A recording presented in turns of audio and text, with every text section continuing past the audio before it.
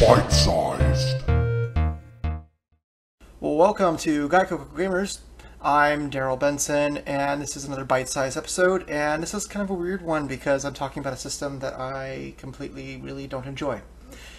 And some games for that system, which look freaking awesome. So, one of the most unpopular systems, besides Wii U, this generation has completely and utterly been the PlayStation Vita.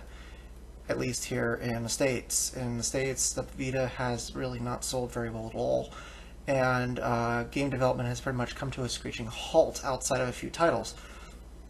And while that's unfortunate, the good thing about the system is that A, it's region-free, so you can import anything from China and play it on your US system, or vice versa, American titles on a Japanese system.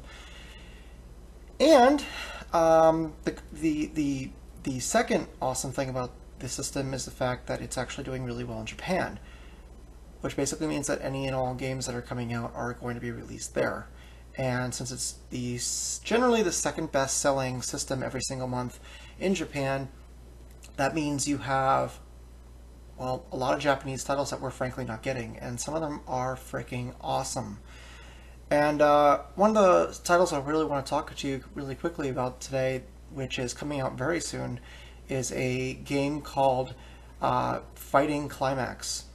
And this is made by Sega, which, now hold your judgment because, you know, Sega's not really known for fighting games outside of like 3D fighting games, but this is a 2D fighting game and it looks hysterically awesome.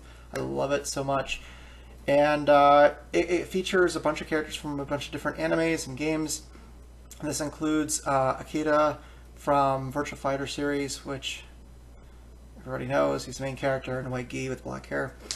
And then some really awesome character additions like Shizuyu from Dararara, which is the anime that I freaking love that. He's the guy who, he's blonde and kind of skinny, and he can like take anything of any weight and fling it like half a mile. It's awesome.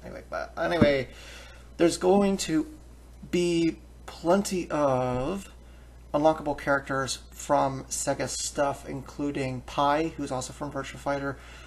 But that's not even the best part. The best part is that the backgrounds, which are all in 3D, they're going to have some special ones from the Sonic the Hedgehog universe, Phantasy Star Online universe, and a few other ones, which have not been named yet. And for the Phantasy Star Online and Sonic the Hedgehog ones that I've seen, they look phenomenal. And the 2D art looks phenomenal as well, and it just looks like a blast. This is not a type of game that I really expected to see coming from Sega, frankly. And I have to say that it looks really, really cool. So please check it out. Another Vita game, which I believe is also only coming out in Japan, is a Phantasy Star game, which I love Phantasy Star, but it's not Phantasy Star Online per se. You can play up to 4 players via online or wireless Wi-Fi, but it is largely a single player game. However, it has the weaponry and look and feel of the Phantasy Star Online universe, not so much the Phantasy Star universe from the old Master System and Genesis days. It looks really cool. It's called Phantasy Star Nova. I'm not sure how playable it's going to be for English speakers. It does look to be very much Japanese. However, it's a JRPG, so, you know, theoretically you should be able to figure it out. It is coming out really soon, and you guys should check it out. Of course, Phantasy Star Online 2 is on the Vita, and you can download that for free. It does not require a paid monthly subscription like the old Dreamcast, GameCube, and Xbox versions of Phantasy Star 1 and 2. So you can actually play that for free as long as you have a Japanese PlayStation account. So really consider that. You can go ahead and get a Vita 2000, the white and lime green model, or light blue model from Japan for about $200, or you can get the US version, which is all black, and then they have an all white one. I have not seen a half white, half colored version like we saw in Japan, which is really unfortunate because, frankly, usually when a system's not doing very well, they try to go ahead and put as many color variants as possible on their consoles, and they're just not doing it here. In fact, Sony has a long-standing history of not giving American customers half the colors that they have for their systems or portables that they have in Japan, which is really annoying, and I really hate Sony for that. But that being said, good games are good games, so go ahead and check it out. Again, it's called Fighting Climax and Phantasy Star Nova. You can go ahead and pre-order it through playasia.com.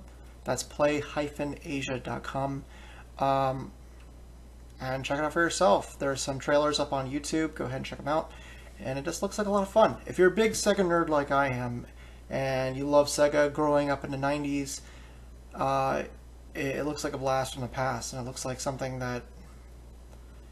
It kind of reminds me of that Dreamcast title. Man, what was it called? It was basically like it was the last Dreamcast title ever made, where basically it was this complete fan service. I can't remember it for the life of me right now. I'll probably remember as soon as I'm done recording. Anyway, but it just looks like a lot of love and care went into giving people what they actually want instead of what they deem would be the most popular and profitable. So for once, it looks like Sega's doing what they used to do really well, which is making something that's just goofy and fun.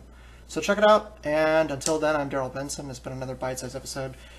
We've really been appreciating all you subscribers, and please subscribe, rate, and comment below, and we will keep on making stuff every single day. I'll see you guys tomorrow. Have a good one.